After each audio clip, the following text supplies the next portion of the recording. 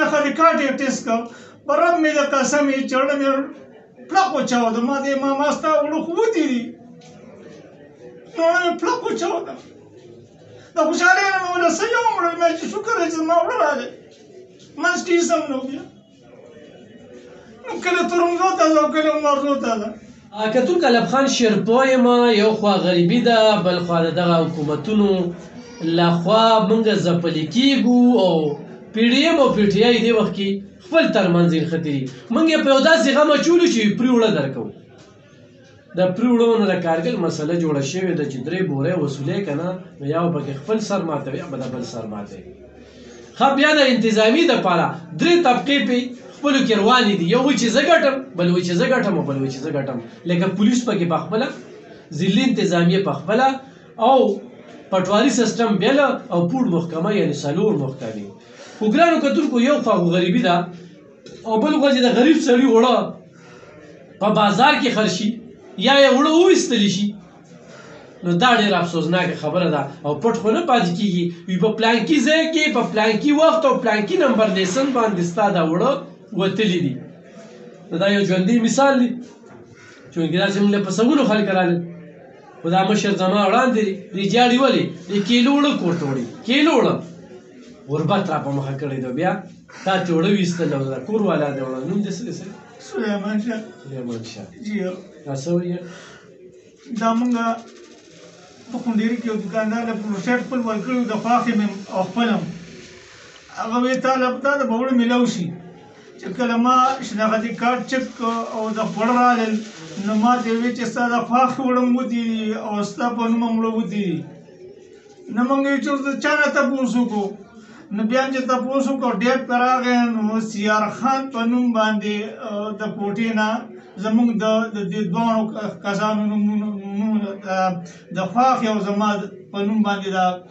3 تیلې او 3 یو وتي او 3 بل وتي نه 6 تیلې زموږ په دواړو په نومونو باندې وتي دي نو موږ اوس د چا نه تپوس وکړو هېڅ په پته اوس نه پوهېږو چې موږ چارې لاړو نو د الله په اسره باندې اوسئ او د الله په مهربانۍ باندې دا انتظامي سمه کوي د غریب سړی خو ډېر تنګ دی موږ څه وکړو اخر چا ته وجاړو ګرانو کتونکو لکه دا ډېره ساده خبره ده د 15 کیلو وړه ده ووتل 6 ګوتې ووتې یو یې د خواښې یو د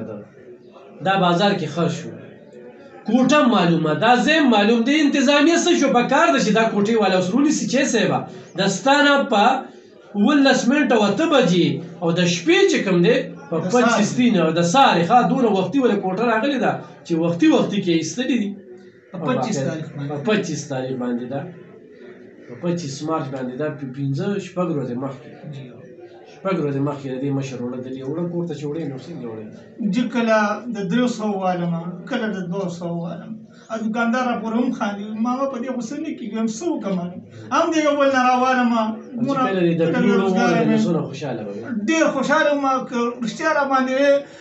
چاته چې کوټه راغلې وه کاشف نوم یې ګواه دی په خپله به درته وایي چې او ما سلیمان ماما دا شی راکړی د خوشحالۍ نه مې ولې د مبارکۍ مټۍ نوم یې وړه شکر دی چې موږ وړه راغلی چې زما شناختي کارت یې ټیسټ کړ په رب مې د قسم یې چړه مې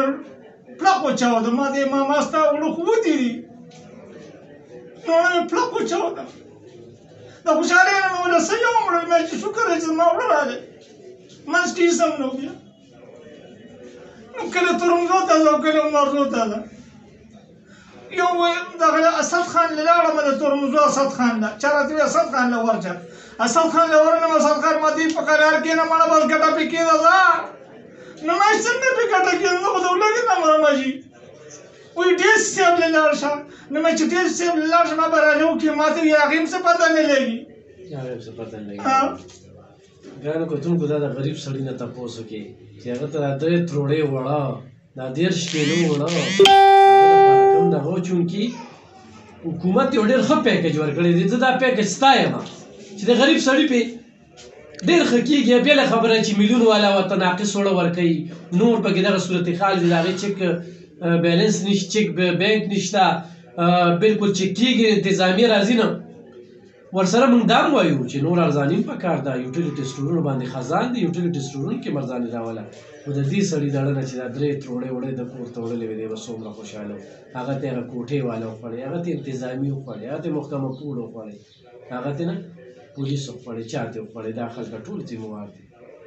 الله دې زموږ په حال باندې رحم وکړي تاسو خپله فیصله وکړئ دا مشر پاکه دی کړی د وړو څه شو همدغه خبره چې تپوس د چا